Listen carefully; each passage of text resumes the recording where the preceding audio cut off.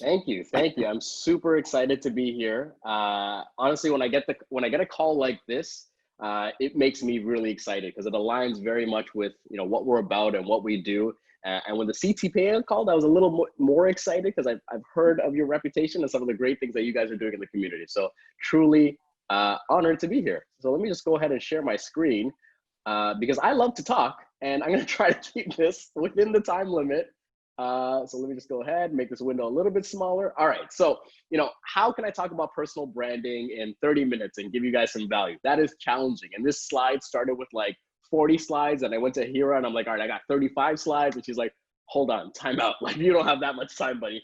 So I cut it down quite a bit, and I want to make sure that whatever I talk about, the story that I share with you guys, that it's gonna give you the most honesty and probably the best starting point. I do a lot of consulting and workshops and mentorships around this stuff. And, these are month-long process. And, there's a lot of course correction that happens. So everything we're going to talk about today, I'm going to try to give you the best starting point, the most honest starting point, and things that I sort of operate by. Just a quick overview of what we're going to talk about. Where do I begin and where can you begin? Some key principles, clear strategies, and the things that you can do specifically right now that aren't going to cost you a thing to get up and running and improve your personal branding. A quick thought exercise that we're all going to take part in. Some recommended reading, and this is something I am really passionate about. Some books that fundamentally changed my life, and I think will change your lives if you come with it with an open mind. And then we'll leave time for a Q&A at the end. As you would have noticed already, I talk very quickly, and I apologize if there's any lag or latency. One thing I pride myself in is that I'm pretty easy to get a hold of. So worst case scenario, if there's something you missed and you go back to the recording and it's not clear enough, just shoot me a DM on Instagram. I'll make sure to get back to you guys. So just to kind of add on top of what Hira mentioned, what do? I run a photography company called Bokeh Blink, which, does all our content production. We have a popular YouTube channel that is focused on, year reviews, tutorials, behind the scenes, and a travel photography show. I don't want to say it's the first of its kind, but if you haven't watched it, it's called Roaming. I encourage you guys to check it out. It's a very unique take on photography and travel and the impact of that has on my life. This year we piloted our live streams on Twitch called Creator Strategy, which is, some of you may have attended, where I sort of take one topic or theme and we talk for, maybe an hour, hour and a half on that subject matter and just try to give you as much value as possible. I'm happy to say that next year we have 21 live streams planned. They're all free. So again, if you're following me on Instagram, you'll see when they come out and when they're announced. We also have a couple of podcasts that you may or may not have heard of: Banana Boys, Controlled Chaos, and The Risky Fox Show, all covering different things. Banana Boys obviously being the most popular because it's humor and it relates to the Tamil community, the South Asian community. And I'm happy to say, even though COVID tried to knock us down, that we are bringing Banana Boys back for season 3. We have 2 episodes already recorded. We're going to bring it back. We're going to dump 3 episodes at a time for you guys. So fans of Banana Boys, rest assured that show is coming back. Anyways, let's talk about some more important things. Personal branding in terms of how I built, my little corner of the internet empire, really started from asking the right questions. Maybe some of you resonate with this, but I studied kinesiology and health science in university because, I thought that's the lifestyle I want to go down and become a doctor and make my parents happy. It did not make me happy. I realized I didn't want to touch people for a living. And it went down this crazy pathway. And ultimately, it came to this point where I had to start being honest with myself and really find out what was going to give me the most fulfillment. And in terms of partnering my skills, my experiences with something that I actually want to make a lifestyle out of. When you're looking at personal branding, it is much easier to brand something, to market something, when you fundamentally believe in it. So the first thing I'll tell you guys is the same thing I ask myself is, what is your purpose and why? So if your purpose, for example, for myself, is creativity shared, to really go out there and empower people to create, why is that my purpose? And really peeling back the layers. If you ask yourself why 3 or 4 times and you get to, money or property or fame, I would argue that it's going to be much more difficult to brand that, but also find fulfillment in that process. There needs to be something that's a little bit bigger than you, that isn't rooted in some sort of materialism, for you to be able to brand that and market that effectively. Not saying it's impossible, because, we live in a world where people are selling Fair and Lovely creams and all that kind of stuff. So anything can technically be marketed.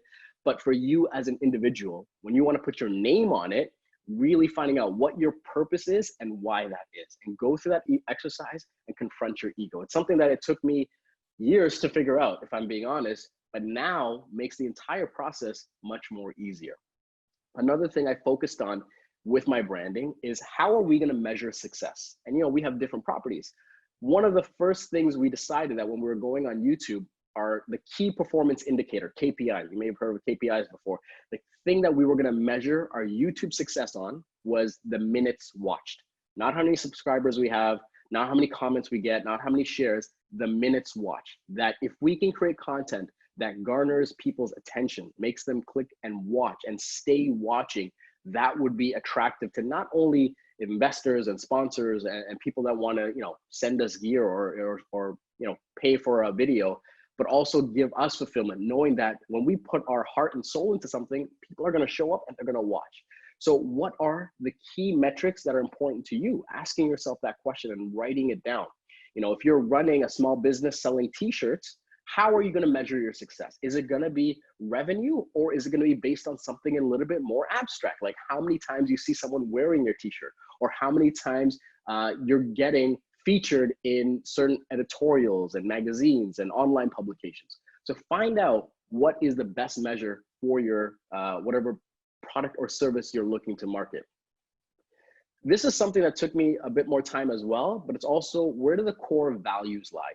Now, if the purpose is your compass, that's the analogy I like to give, where if you figured out what your purpose is in life, it's kind of like a compass. Anytime you're at a crossroads, you can go to your purpose and figure out what kind of decision you want to make. And it might not always be the right decision, but it'll be in the general area. The values is how you go about it. So if purpose is your compass, values are like what you pack in your backpack on this journey. And for me, it was finding out what are the core values that I act on and carry myself with. For me, it's purpose, integrity, creativity, and knowledge. So what are the core values that guide you? What's those, Swiss Army knife kind of tools that allow you to do what you're hoping to do and achieve? It's been easier, again, to make decisions and decide where we want to invest our energy when we figure out what our core values are. And it's easier to say no to certain projects because it won't align with who we are as individuals, and ultimately leads to more fulfillment throughout this journey. Another thing that has been instrumental to our growth and our branding is figuring out who are the key individuals or groups or services that will allow us to scale what we are trying to do. So for example, YouTube is instrumental to our growth. I mean, we don't build an audience of 20,000 people that are watching our stuff 500,000 minutes a month without that service. So it's in our best interest to treat that like a really high priority, understanding how it works, staying current with any updates that come out, networking with people at Google, at YouTube to figure out what direction they see their company going into, trying to research how people interact with the application. In the same way we analyzed that medium, I would encourage you guys to find out what are the key services, platforms, or tools, or even people and individuals that are going to be instrumental to your growth. If you're starting your own coffee shop, this might be key real estate experts, right? That might help you put yourself in the right location, especially in these COVID times. How are you going to start a coffee shop in 2021? But that might be your purpose. That might be your calling.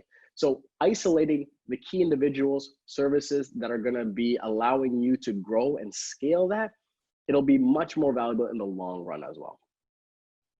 And another question that I look to ask myself, and this is a question sometimes I'll revisit a couple of times, is why will people choose me? When it comes to the photography company that we run, why would anyone choose me? And this is an answer that it's okay when it changes. I feel like sometimes we are very demanding of ourselves, and we want ourselves to kind of have one answer, and that's our answer for life. It's okay for this to shift and change. When I first picked up a camera, I thought I was going to be a concert photographer, and then I thought I was going to be a wedding photographer, and now we're doing commercial photography and fashion photography, portraiture. That might change as well. But being able to be honest with yourself and asking, why are people going to choose you over someone else? When you can answer that tough question, it'll be easier to allocate the resources, the energy, the time into what you're doing. So again, with respect to personal branding and starting off your journey and trying to align yourself in the right place, look to ask yourself these questions, the tough questions, write them down, revisit them, peel back the layers, ask yourself why, go a few more degrees deeper so that you have a really honest answer. And when you can figure this out, it will allow you to make better decisions for not only your brand, but also your business and the success of your business. One thing we also, going forward from that is defining our customer. And you may have heard this in some capacity, but really going through with the exercise and trying to be specific. Age, interests, gender, priorities, their favorite sports, teams, where do they like to eat out? What are their extracurriculars? All these kinds of things we try to define. So whether it was Banana Boys, when we were coming up with that podcast, we didn't know it was going to be as popular as it was. We didn't know it was going to be our #1 podcast, but that success came back to understanding who our customer was, right? Young diaspora Tamils that have grown up in the West that share a pretty common upraising that I have, right? Where a lot of people are coming over as refugees, immigrants, and raising these kids in a totally new society that is, something that they were never exposed to. And once we sort of defined that, it was easy to say, these are the subject matters that we want to talk about. These are the themes we want to visit. This is the humor we want to bring in. These are the sound effects we want to use. It becomes a lot easier to make those decisions when we know who our customer is. So I'll share that with you as well. As you're looking to brand and as you're looking to try to grow your audience and who you're talking to, make sure you know who you're aiming and targeting. Once you've defined who that is, the next part is kind of easy to actually find them, right? So for us, once we knew who our customer was, we know that, okay, they're probably on Spotify. They're probably either into podcasts or, just getting started with podcasts. They might spend most of their time on Instagram or Snapchat.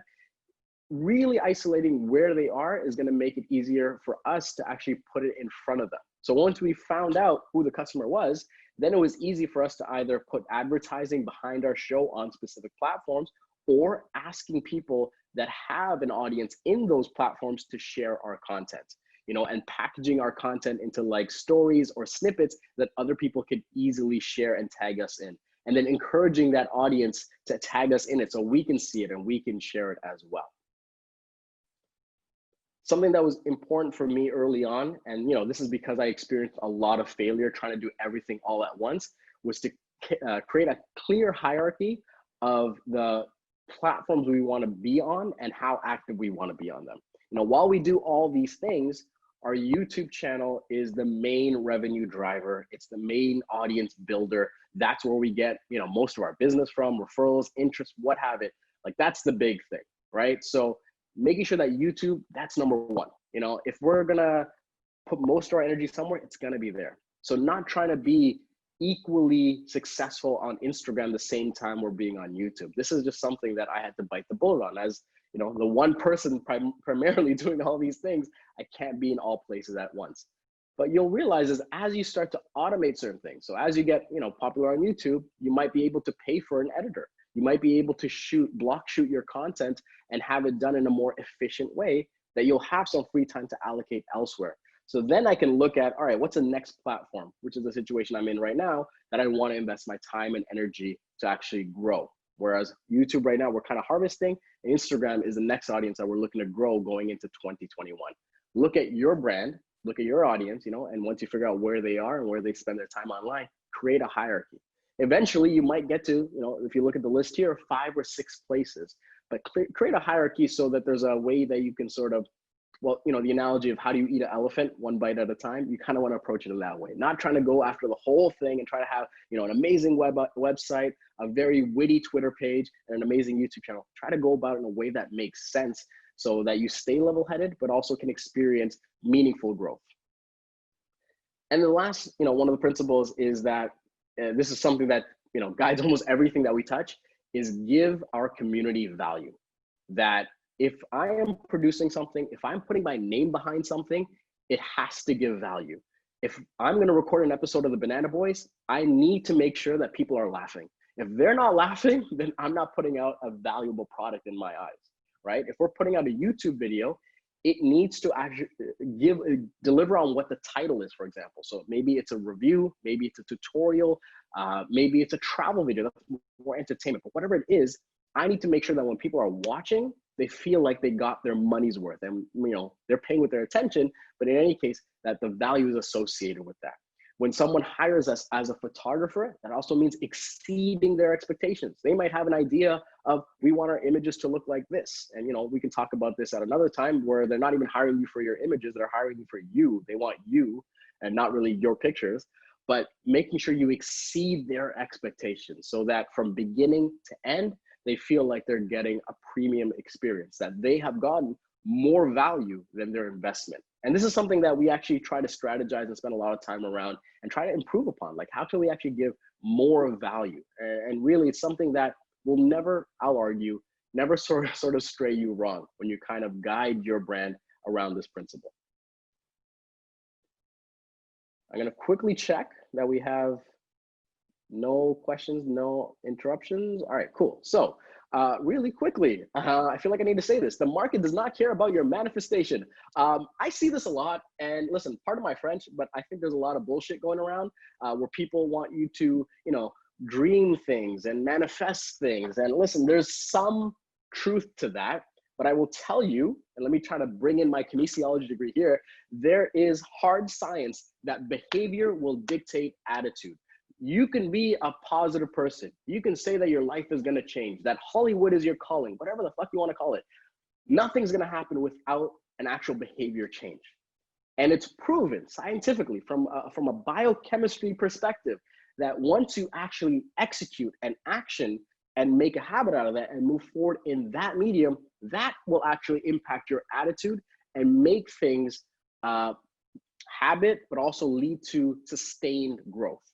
So if there's one thing you take away from this, and I apologize if this goes counter to anyone's core beliefs or any other people that have talked about this, is focus on the actionable items. With respect to your brand, with respect to who you are, what you're trying to achieve, focus on what you can do and not wishful thinking and hoping, strategize and figure out how you're actually going to get it done. And I'm going to speak more on this. I'm not just going to say that. I'm going to tell you, with respect to my brand, I want to create the culture of action. That might be the amount of work you put out, which is one thing. That might be the stories that I put up at 4:30 in the morning. Anyone that follows me on Instagram, you'll know that I'll go through these weeks where I'm gonna just put up the clock of what time I'm awake.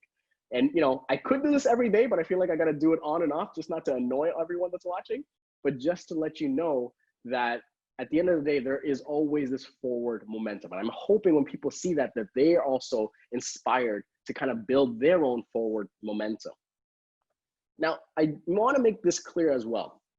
This doesn't mean that you're every single day slaving away, sweating, going to bed exhausted. That's not what it is at all. There are some days that are tougher than others. There are some days where it's a 12-hour production and we're on location and it might be frigid cold on an icy lake, which was what it was a few weeks ago. And there's some days where it's a little bit more, laid back, but there's always some sort of action. That might also include reading, that might also include journaling, meditating, but in every capacity of my sort of, I don't want to get too philosophical, but existence, there is a culture of action. There's not a day where I'm just going to be like lounging around, not doing anything. And again, that might go counter to some people, but even in those off days, what can you actually do that's productive to you? It might be reading a book. It might be purging your thoughts and putting that into a journal. It might be going through and trying something new, like, transcendental TM meditation, right? Finding out how can you every single day sort of move the needle. And if you heard me talk before, I always talk about moving the needle, but building this culture of action around you, even in the days that you're not sort of exhausting yourself and working on something, tangible. And again, if anyone has any questions about that, or you want to challenge me on that, please just hit me up in the DMs and I can give you more examples and hopefully inspire you guys to actually take action on some of these things that you can do in a more passive capacity and still build that forward momentum and ultimately that culture of action. One thing I will also say is I like to procrastinate before, and I like to sort of, go at my own pace. But it took me a while, and I've come to realize this, and it's something I'm very passionate about. But guidelines and deadlines are not evil.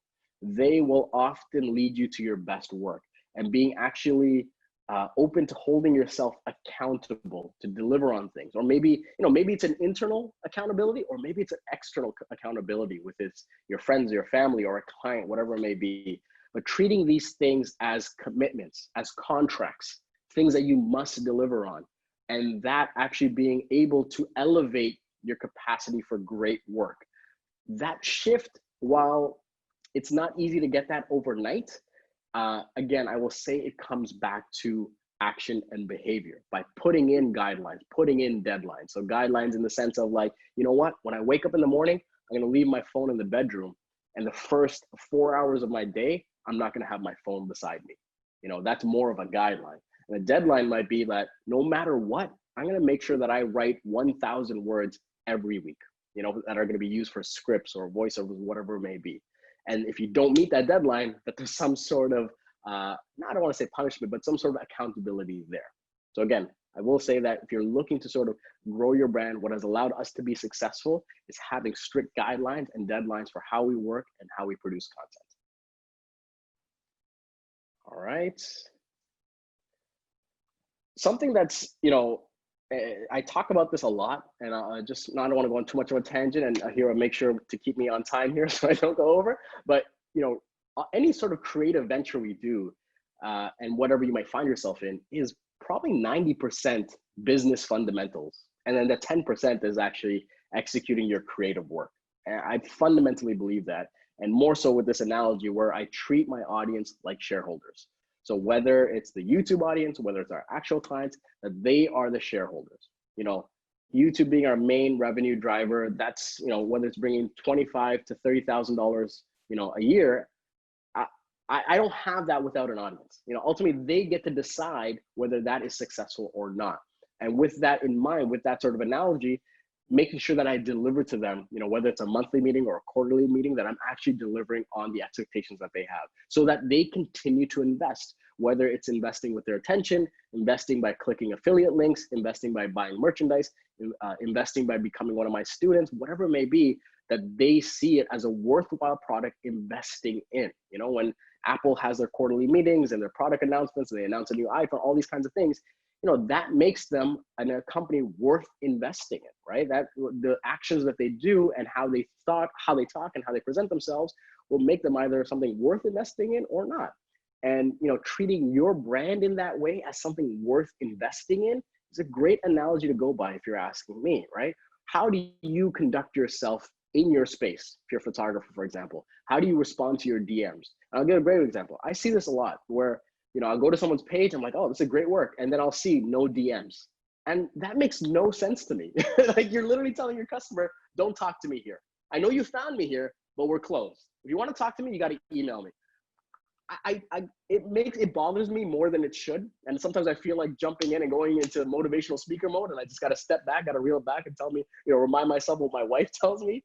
But, treat your audience like they are shareholders. They get to dictate whether you're successful or not. And when you kind of approach it with that level of humility and honesty, I believe it'll lead to sustained success. And I'm telling you this as someone that didn't believe in that and then switched over and then, really had a lot of success with this.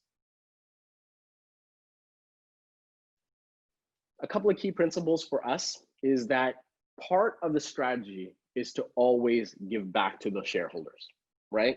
And that is to say that at the basic level, for example, you might watch a video and you might get some knowledge from that. You might get some value from that. You might get some entertainment from that.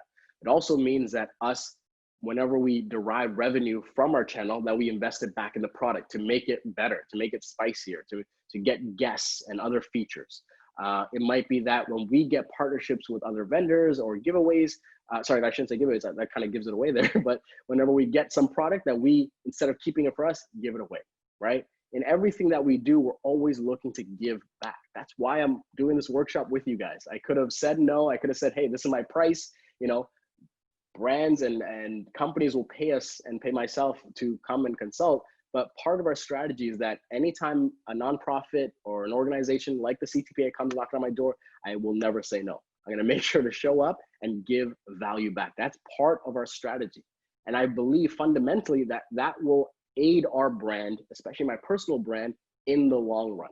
If I fundamentally always look to give back, then my sort of purpose, the guiding principle of creativity shared, that idea of looking to inspire people, to empower people to create so that they might find fulfillment in their lives, that is way more true than if I were to say no to all these organizations and these opportunities. So a key principle for me, and I think will be valuable to you as well, is when you're designing your business, designing your brand, start to find out within your strategy, if you're allocating dollars to advertising, or dedicating resources to live event, whatever it may be, how are you giving back? And build a reputation around that, because that is incredibly powerful. The same way that there's this invisible aura of Gajan Balan, whatever it is, I don't really spend a lot of time on what other people are saying, but we build it in a way that we know the strategy is going to work and support the purpose. So what's that for you? And if you do it in a way where you're looking at always giving back, your brand is going to be that much stronger. Another key principle we look to inherit is that we're always looking to solve problems. And that is to say that, there's never going to be a day where I just sit back, sip a pina colada on the beach, and everything's kind of Gucci. Like, everything's just dry, revenue's just coming in and I get to relax now. You're always going to have problems. There's always the next problem. So what I will tell you, and what has led to a lot of success, especially during COVID, is looking forward to the problem, being excited about the problem, being excited about figuring it out and seeing it through. That is a way more powerful attitude to have, as opposed to sort of waiting or resenting problems as they occur. I'll give you a perfect example. Our biggest production of the year, a music video, was supposed to be shot on October 10th. It then got moved to today, the 15th. And then I was talking to Hero, I'm like, oh my God, okay, I'll figure something out. I'll get a private room and we'll do this thing. I'm not gonna let you guys down. And then this morning, on Monday morning, Thanksgiving of all days, find out it's canceled because of the COVID restrictions, right? Being able to look forward to problems like that, when I got that news, it's like, all right, cool. So what can we do now? Should we shrink up the production? Should we do it in multiple days with smaller teams? Should we delay? Looking forward to solving those problems, and that attitude has led us to approach things in a more proactive way, but lead to immediate action, immediate change. We're not wasting time sulking or pondering over things that could have been. We're just moving on to the next problem to solve. So within your brand, look at what are the problems you got to solve today. Okay, I got to figure out what my brand name is, what our purpose is, all these questions I asked initially. But then look at the next problems after that, and then look at the problems that you might not see coming, and try to map those out, whether it's just notes on a page or in your phone, whatever it may be. I will tell you, look forward to the problems that you're gonna have. It will feel a lot more positive. It might seem redundant me saying it, especially with a smile on my face, but it will feel a lot more positive, and it will fundamentally change the attitude to which you sort of operate your brand and your business. Now, this is another thing I keep talking about, and there's some people in the industry that might disagree with me, have disagreed with me. But whether you're a photographer, YouTuber, podcaster, content creator, influencer, whatever you are, you're a salesperson in my eyes. I'm a salesperson, and whatever you're doing, you are a salesperson. When you're interviewing for a job, you are a salesperson. Sales experience is incredibly valuable in whatever you touch. And being a part of an organization like CTPA and joining these events to better your sales experience and your knowledge behind sales will fundamentally add in your long-term journey. So when I accepted that, the goal after that was just to do it in an authentic way, that, I'm selling a product or service and I'm trying to get back attention, revenue, hire clients, whatever it may be. But how can I do that in an authentic way? And you start to see how one connects to the other. It's much easier to be a salesperson when you have a purpose that's ultimately guiding you and not rooted in money, fame, ego, or any of these things. When it's something bigger than yourself, right? Something that's guiding you, it's more powerful than any one of those things. When you're able to ask the question, why is it that you do what you do? It's easier to do what you do. It's easier to sell that to someone because you have a fantastic answer for that. But more importantly, you believe that, in the core of your being. So accept that whatever discipline you're in, you're most likely a salesperson. If you're in this call, in this webinar right now, venture argue that you are a salesperson. So find out how are you gonna operate, and can you do it in a way that is offensive? And just take it one step further, imagine if you went to a terrible restaurant. Well, let's just say you went to a bad restaurant. You're probably not gonna shop there again. If you went to a terrible restaurant where they were just blatantly bad, you might leave a negative review. You probably wanna tell people, do not eat here. If someone asks you, I'm going to this area, where should I eat? I don't know where you should eat, but don't eat here. You know, you might do that. If you have a good restaurant, people will enjoy it, they might come back. If you have a great restaurant, they might come back more regularly and they might recommend you. If you have an immaculate restaurant, a beautiful restaurant, something that just gives an experience over the moon, people will become an ambassador for you, right? Where they will tell everyone about you, where they will write a review. And anytime they're going to this destination, they'll say, go here. You know, I have a place in Barcelona. Anytime someone's going to Barcelona, there's this one place I tell every single person to go no matter what. Can you create that for your product or service? Can you strive for that? So for example, if you have a towing company, how many people had a great experience with the towing company? How many people had an immaculate experience with the towing company where they're just like, yo, if your car ever breaks down, please keep this number. This is the guy you need to call. Operating in a way that is part of your strategy, that they will always look to be an ambassador for your brand. When you operate that way, it's easier to have the sustained success in whatever discipline that you're having. In the interest of time, I will move on to the next slide, but I hope you got the passion behind accepting yourselves as salespeople. Now, let's say you go through all those questions and those principles and you've sort of mapped out, you know, what you can do best. What's next? So the strategies that have helped us, and again, this personal branding workshop is all about the fundamentals and where you start. The things that helped us when we were starting off was centralizing our digital life, having an easily accessible place for all the key things that will allow us to automate what we're doing and also focus on the actionable things. So for example, where are all your notes gonna be, right? Maybe you have one notebook or multiple notebooks that all collect in one area, or one notes app. For me, I love the app. There's an app called Drafts where when you open it, it just opens a blank note. Anytime I have an idea, a thought, a phone number, whatever it is, this is the app I go to. I never have to think about this app, that app. If someone's recommending, you know, I use this app, I don't care, because this is one app, it works, and I'm not gonna second guess it, you know, because that's part of fundamentally how I'm centralizing all my information. I know where it is, it's ubiquitous, and that's where it's gonna be. Where are your tasks gonna be? You know, is there some place I use things 3? I've done a workshop on it. I feel like I'm an ambassador for them, but you know, it's on my phone, it's on my iPad, it's on my MacBook. I can go there. That's where all my tasks are gonna be, no matter what. So looking at your brand, how do you manage all the assets and the sort of digital life around that? And where is it gonna sit, and knowing where they sit? It sounds simple, but I find that when talking to, you know, young upstarts, they either don't really consider this or kind of just, you know, settle in a way without fundamentally asking, you know, is this actually going to help me get better? Is this the best way or the effective way or an efficient way? Another thing I will tell you is make it easy to jot down ideas and concepts. So at my desk, there's always going to be a notepad every single time. No matter what, there will always be a notepad here. I went on Amazon and I bought 100 of these things. They were on like a Prime Day, like I think Prime Day is going on today. I just bought a stack of them, so I never have to think about it. I fill it up, I write things down. And what ends up happening is that from these little notes from calls or meetings or emails, whatever it is, I then put them into either an action, a to-do, a calendar event, what have you. But there's always something nearby for me to jot down ideas. And if it's not here, it's going into my one notes app, Drafts. So make it easy for yourself to get your ideas out of your head and onto paper. Don't think about remembering it. Don't rely on your brain. You cannot trust your brain. And I'll save that for another workshop maybe, but you cannot trust your brain. I am telling you, make it easy for yourself to revisit some of the great ideas that you have, but also stay committed to what you're trying to achieve.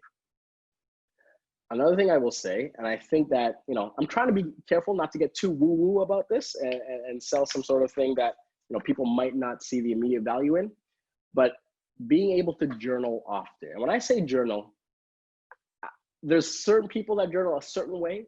I'll tell you how I do it is when I wake up in the morning after I've done my meditation, I open that notebook and I'm just pouring out my stream of consciousness. The writing is messy, it's illegible. I can't even read it sometimes. Most of the times I can't read it. It doesn't make any sense. There's no grammatical coherence to it. It is literally writing down the thoughts in your head. That voice in your head, the things that you're thinking about, just putting that on paper. Good, bad, indifferent, you might be insecure about it, does not matter. This is your journal, purging your thoughts. And why this has allowed us to be successful, especially with the brand, is that it feels, in a weird way, a physical purging, this weight off our shoulder, and allows us, when we move on to the next thing, to just approach it with a more clear mind, with a lot more clarity, and being able to sort of write out, problems that we're having or frustrations that we're having, and then sort of rationalize it with the following thought, again, on paper. So how does this relate to your personal brand? I will tell you, if you can make a habit of honestly and authentically purging your thoughts on a regular basis, you will be able to approach your actionable items with a lot more clarity. If I'm looking at 30, 31 days in a month, I'm journaling 27 to 28 of those days. There's going to be some days I miss, but I treat this as going to the gym. This is something like running every day. That this is something that I try not to skip, because I know the days when I miss it a couple of times in a row, it does have an impact. And you feel like there's a lot of things you're carrying around in your head. And I'm sure some of you will empathize with this, where you feel like there's just so much going on. It's frustrating you. And sometimes you might even have a physical headache around this stuff. Empty your mind, physically go through the actions and purge your thoughts. And I challenge you to actually execute this for a week and then send me a DM and let me know how you feel. So for those of you watching right now, do this for a week, purge your thoughts. Don't forget about grammar, forget about how it looks. You can tear up and throw the paper away. Maybe you don't want your mom, dad, sister, brother, or dog reading it. Whatever you do, I don't care. It's not about having these holy scripts for you to come back to. It's all about just purging your mind and approaching your day with clarity. All right. Oh, let me go back here. Another clear strategy that we used, we employ, we still do, and something I'd recommend is creating a tree for your content. And when it's a tree or it's a pyramid, some people like to use that analogy. But what is the most complex marketing asset that you're going to create? Okay, what's the most highest end? And for us, it might be an episode of Roaming, which is our travel photography show. It takes a lot of time and effort to produce that content. Then we go one step below that. Okay, what's a little bit easier than that? It might be one of our review videos. And then below that, it might be one of our tutorials. And then below that, it might be a set of photos from a photo shoot. Then below that, it might just be a behind the scenes story. And then below that, it might be a tweet. Go through that pyramid and isolate what is the most complex and the easiest piece of content you can do. And I'm not going to preach this, because there's a gentleman named Gary Vaynerchuk that does this really, really well, talking about content marketing and putting out tons of content. Well, find out what is the most complex and least complex pieces of content that you can put behind your brand, behind your business. And then from there, finding out how much of that can you execute in a month? How many complex videos can you produce in a month? Is it just one? Cool. Maybe it's one every 2 months. That's fine. Find out what you can commit to. And this goes back to deadlines and guidelines. What can you commit to make sure you have something that's always there? And this ties into the next clear strategy I will tell you, is respect your customer and show up. All right. This is why it bothers me when I go on Instagram pages and people say no DMs. Why? Well, you have to be willing to show up where your customer is. You have to be willing to be there when they're ready to convert, when your marketing is working. So showing up means having some sort of regular cadence to your brand, to your marketing, that's always there. So for example, with our YouTube, people can expect a video every single week, no matter what. There's that expectation there. With Instagram, it's more asynchronous, right? It's kind of all over the place, if I'm being honest. With our podcast, there's a seasonality to it where they know, all right, the fall season, Banana Boys is coming up. When we go into the winter, early year of winter and into spring, they can expect Controlled Chaos and more of these, positive conversations around creating content, all that kind of stuff. So some sort of expectation and showing up, but it also means following up on it. So if someone leaves a comment on a YouTube video, they're going to get a response to that. If they send a DM, they're going to get a response to that. And then you might be wondering, well, what happens if I can't handle? What happens if I have too many followers? That's a great problem to solve. That goes back to one thing I talked about earlier about looking forward to the problems. Wouldn't it be a beautiful problem if you had 100,000 messages Like, how successful is your brand and your business if you're getting 100,000 messages? You could infer that you could probably scale it to automate a lot of it with AI or hire people to respond, whatever it may be. But look forward to that. You know, find out what you're going to do to show up for your customer. And when you get to a point where it becomes overwhelming, look forward to solving that problem. Because there's people that have figured it out. You know, you're not going to be the first one that needs to figure it out. All right. Here, we're good for time. How's my pace? Is it up, down? It's good. It's 8:05. But if you I'm already over. Oh my goodness. I say if anyone needs to drop off, they can drop off, but I would love for you to continue on if that's okay. No problem. I thought I was going fast, but clearly not fast enough. Okay, so with respect to clear strategies, look to get better over time, not overnight. And what I mean by this is when we were building our brand and business, we were not looking for a home run video. We were not looking for that one Peter McKinnon video that all of a sudden would get 1 million views and we would get a ton of subscribers and it would be featured on a bunch of aggregator sites. We were looking to just hit singles, to get on base and measure our success over years and even decades to that. That ultimately we are chasing a lifestyle that's rooted in creativity shared. And for that, I'm not gonna put a hard cap on trying to bank everything on a single video or a single viral moment. There's truth to the matter that a lot of these viral moments are actually engineered and really coerced by a bunch of influential brands and aggregators that make things viral, right? When they want to turn things on and all that kind of stuff. So I will say, with respect to your brand, look at it as a long-term initiative over time, measuring over years that you're going to build this thing up. Another thing I will say is invest in books, classes, and mentorship. I have just changed my mentality over this in the last 2 years. I will be frugal on many things, and people that know me, I'm quite frugal on several things. But with respect to books, classes, or mentorship, I will not be frugal. If there's a book that's being recommended to me by a couple of people, if there's a class that's gotten a ton of reviews, or something like Creative Live or Masterclass that has a ton of valuable content there, or maybe there's someone that's figured something out and they have some sort of mentorship, I'm not going to second guess it. These are shortcuts. These are ways where I can accelerate my growth and development. Being part of these things might accelerate your growth and development as well. So strategy for me is learning something every day. Part of that is every single morning reading one chapter of a book and also spending 45 to 60 minutes learning an online class of some capacity every single day. So what is that for you? Find out how you can actually invest in your long-term growth with respect to what you're learning. I will also say that at no point in our journey has revenue been the goal. Revenue is the byproduct of our great marketing. That is something that just is like, check mark, you're doing a great fucking job. Our job is to deliver on the promise, our purpose, creativity shared. And when we see the revenue and the growth that we're having and the opportunities that we're getting, that is simply validating our great marketing. So when you're looking at brand, and you're looking to grow whatever little corner of the internet that you're building, do not, personally, I will tell you this, do not look at revenue as your core indicator whether you're doing a great job. Look at how it's serving the purpose first. And then this is said often enough, and really this could be its own 1-hour workshop. And this is things that I work with influencers and companies with, mapping out multiple revenue streams at once. And to keep it short, if I was looking to become or build my dream lifestyle with just YouTube ad revenue, it would take a long fucking time. But we've been able to map out 8 revenue streams in the last 11 months that make this a lot more fruitful for us and allow us to invest in our content to make it better. And allows us to operate in a way that most other creators just can't keep up with. So with respect to your brand, find out what are the different things that can add revenue to your business in a passive way where you can just focus on serving the purpose. So you're not wondering, okay, if YouTube changes their monetization policy, all of a sudden your sort of scalability of your business goes down, right? I never have to worry about that because of how we built this thing out.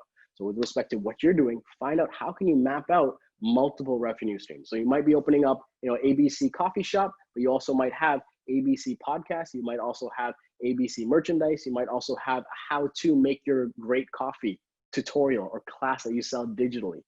Find out what are the things that you can do and offer in multiple ways to get to your customer in more than one capacity.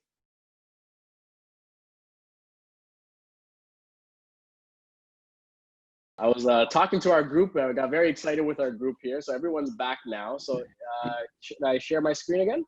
Yeah, go for it. All right. All right. Make sure everyone gets back for bedtime. I'm sorry, but I believe this is going to be worth it. So, one of the things I talked about in my group as we were wrapping up, some of the ideas that we got were, buying a new camera, spending some money on mentorships and courses, joining networking events like this, getting a prize to give away on social media.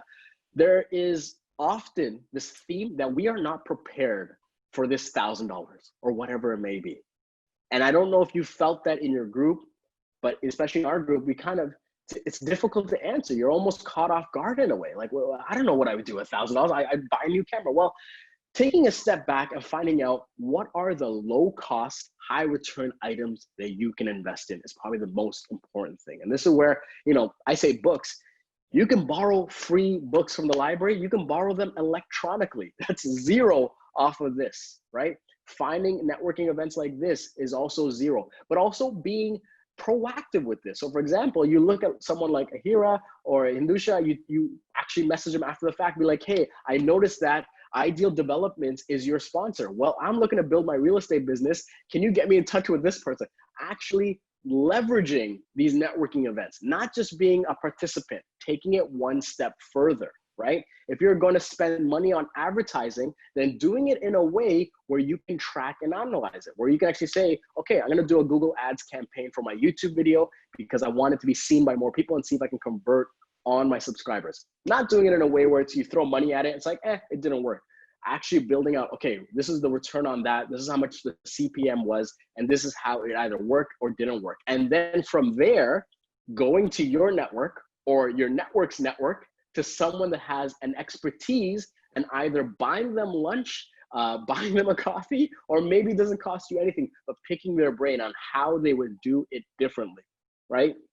Investing in actual mentorships with people. There might be people that are doing what you want to do as a lifestyle that have figured it out that also happen to offer some sort of mentorship program, right? And find out, is there an economical way for you to do that?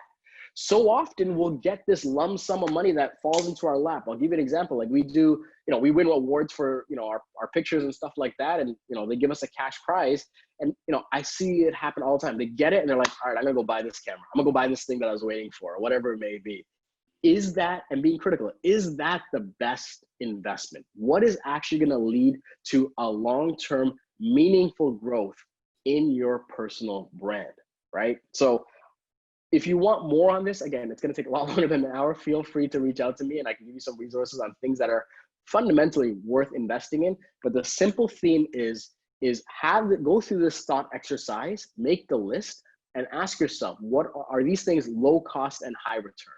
More often than not, that is the first thing you want to tackle before you get those big ticket items, whatever it is related to your brand or your service. All right, so we had a little bit of a group discussion. Let me just end it off on this. Just get out of your own way. Sometimes we overthink things and we associate certain things with our success, and it almost inhibits us in a way, right? That we put out a YouTube video and it didn't get 1,000 views in the first hour, so I'm not gonna do it anymore. Getting out of your own way and going back to the things we started this webinar on, your purpose, why you're doing it, and looking to give value throughout what you're doing. Get out of your own way and focus on the actionable items. I told you, create a culture of action. That is what allowed us that in a short 18 months, being unknown to most of you guys, no one knew who Gajan was about 18 months ago, to actually hosting a webinar like this, right? That is because we create a culture of action every single day. And that's what it's gonna take. So get out of your own way, stop second guessing yourself, and ask yourself the real questions, the things that I outlined in the beginning of this webinar that will allow you to have that growth and success that you're hoping for. Some recommended reading I'm gonna tell you guys. This is Marketing by Seth Godin. Is probably one of the best marketing books you can ever read. And I will, I've often quoted him and taken ideas from him and used it for these kinds of presentations, but put that on your reading list. Getting Things Done by David Allen changed my life in how I work and operate. And I read it maybe once every 2 years. Getting Things Done by David Allen is a simple way. Well, I shouldn't say simple, but it is a system in which you can operate. Now, I'll tell you, I don't use everything he talks about, but about 80% of his strategies are real things that you can do. It is quoted as a self-help book, but I tell you, it doesn't read like a self-help book. It is practical strategy on how you can be productive and a smart way to do it. Jab, Jab, Jab, Right Hook by Gary Vaynerchuk is an older book, but it just has like these long-lasting philosophies. And it really boils down to looking to give value, being able to just give out content. And then when you finally have a product or service available, you've built up this audience of ambassadors that you can convert on, that are willing to invest in you.